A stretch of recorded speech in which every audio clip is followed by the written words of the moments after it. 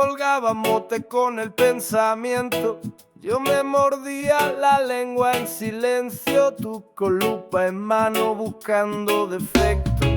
Yo quería hablar pero tú analizabas, cada gesto mío lo fotografiaba. Me sentía preso en tu laboratorio, pero aprendí de todo ese invento obligatorio. Y ahora miro sin poner cadena, escucho vida sin juzgar condena. Si la calle aprieta yo le saco miel. Me siento vivo cuando ayudo a aquel. Cada persona es un bar abierto, con la barra rota y el vaso desierto. Uno pide vino, otro pide calma, y yo sirvo mano pa' llenar su alma. Tú me diste escuela pero con reproche, yo saqué lecciones mirando las noches. Donde tú ponías etiqueta barata, yo pinté colores en la serenata. Y ahora miro sin poner cadena, escucho vida sin juzgar condena. Si la calle aprieta yo le saco miel. Me siento vivo cuando ayudo a aquel. Tu juicio eran como multas de tráfico, ponía sanciones por gestos simpáticos, pero aprendí a leer las señales, los semáforos rotos, los días iguales.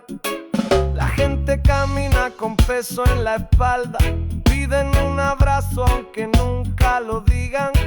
Yo prefiero dar sin pedir la cuenta, porque la alegría siempre se reinventa. Tus palabras duras eran como piedra, yo las convertí en guitarras que suenan. Del dolor que daba saqué melodía, y del callejón fabriqué poesía. El barrio me dice que no hay que juzgar, que el que más critica no sabe escuchar. Si uno cae al suelo, yo tiendo la mano, porque en levantarlo me siento más humano. Y ahora miro sin poner cadena, escucho vida sin juzgar condena. Si la calle aprieta yo le saco miel. Me siento vivo cuando ayudo a aquel. Y ahora miro sin poner cadena, escucho vida sin juzgar condena. Si la calle aprieta yo le saco miel.